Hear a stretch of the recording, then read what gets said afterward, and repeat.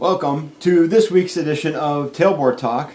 Me and baby Nathan here, dressed up special for this occasion, rock and rolling with our matching, I was going to say onesies, stuff. He got dressed up for it. You got to watch it. Before we get going, if you haven't watched last week's episode on the mental health resources, go do that immediately. It's probably the most important one I've done to date, and I would like that to get spread around as much as possible. Watch it and let me know if you need anything else from it. Strong. As you can see, Nathan is getting much better at controlling his head. He's developing nicely. All right. This week we're talking about a graphic I put up earlier 2 weeks ago that was about injuries and re-injuries. And the quote was basically something like, the greatest predictor of injury to a body part or system is previous injury. And we had some good comments on there, talked about, Rafa Ruiz jumped on, the legend himself, and talked about, likened it to a car, where if your tire starts wearing unevenly on one side, unless you fix what's making that tire be out of whack, or that wheel be out of whack, you're going to keep wearing through that tire unevenly.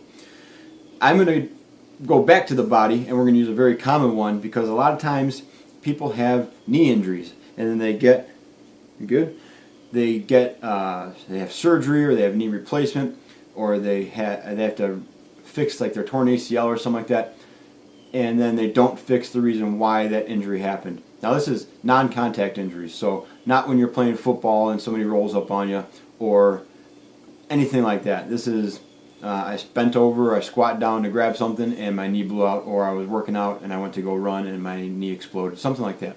So when we look at the knee is a hinge, right? And it's a hinge. It just does hinge things, just like a door hinge, nothing fancy. And it's also called a victim joint, because it is controlled by above at the hip and below at the foot. So that hinge is kind of at the mercy of those two joints above and below it. And if it gets out of whack, if you have a bad foot, your foot's out of line, you have navicular drop, if you have a weird hip, for any number of reasons, it'll drive your knee in a different direction. That hinge that works so perfectly now gets twisted a little bit. And just like a hinge on a door frame, it'll still work, but it might squeak a little bit, and it's going to bind up a little bit. Well, a hinge on a door frame will eventually wear a new path, right? It'll kind of wear down those edges where the friction's happening. It'll be dirty and gross looking, but it'll still work. Your knee doesn't work like that. Your knee kind of wears through until something catastrophic happens, or you have to have it replaced because it's just been abraded down for so long. So with that, if you get to that point where you have to have that surgery to either repair, replace, or whatever, if you come back and you don't adjust that foot or hip issue, you're going to have another knee issue.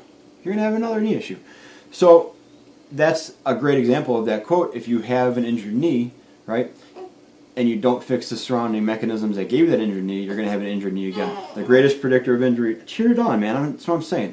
The greatest predictor of injury to a body part or system is previous injury.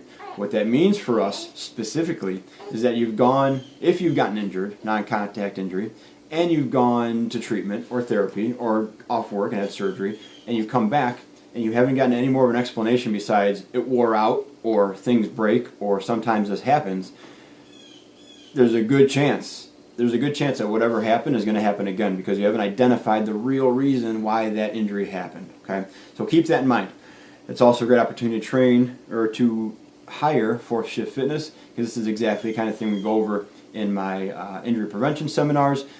We take anybody that's willing to disclose one of their injuries that happened either on the job or not, and we kind of dig into it. If they haven't gotten an answer, cheer for that one too.